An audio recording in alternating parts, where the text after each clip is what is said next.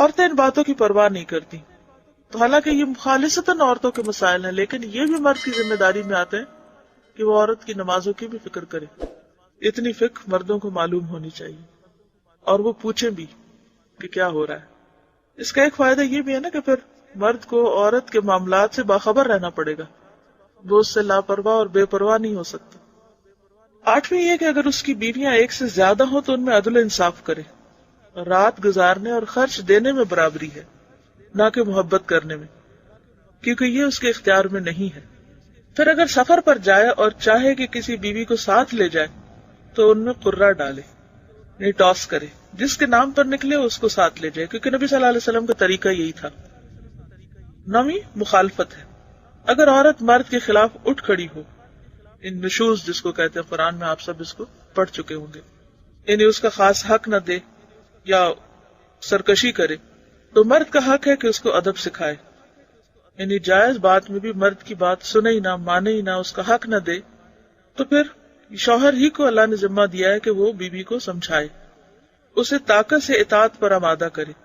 لیکن اس تادیب میں یعنی ادب سکھانے میں درجہ بندی کو ملحوظ رکھے، سٹیپ بائی سٹیپ. پہلے اسے نصیحت کرے، پھر دھمکی دے. اگر اس سے فائدہ نہ ہو تو اسے اس کے بستر میں تنہا چھوڑ دے، کیونکہ یہ بات عورت پہ بہت گراں گزرے گی. اس کی طرف پیٹ کر لے، یعنی ناراض ہو جائے. اس کا بھی اثر نہ ہو تو اپنا بستر الگ کر لے، اور اس سے 3 دن سے کم بول چال بند کر دے. 3 دن سے کم، زیادہ نہیں. پھر اگر اس سے بھی فائدہ نہ ہو تو اسے مارے، لیکن سخت نہ مارے، اور وہ یہ ہے کہ اس کا جسم خون آلود نہ ہو اور اس کے چہرے پر بھی نہ مارے.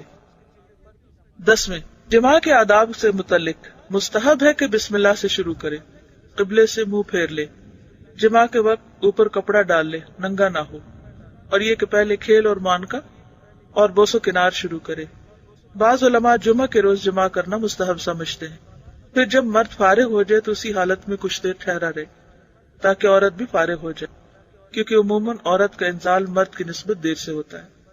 حیض کی حالت میں اور پخانہ کی جگہ میں مجامت کرنا جائز نہیں.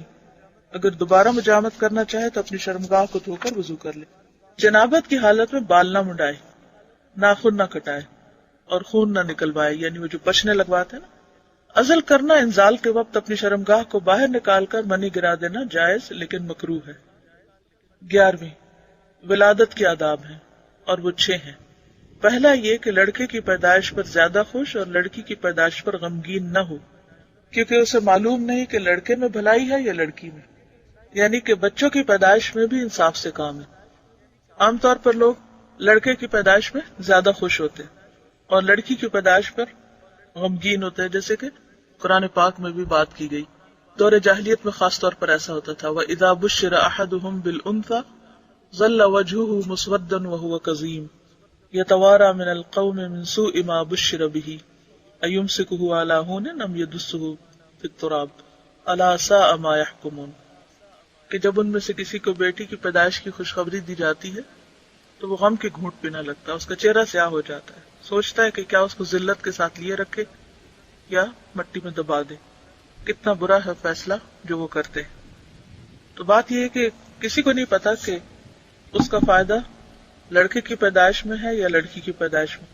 کون کس کے حق میں زیادہ بہتر ہے اللہ ہی جانتا ہے.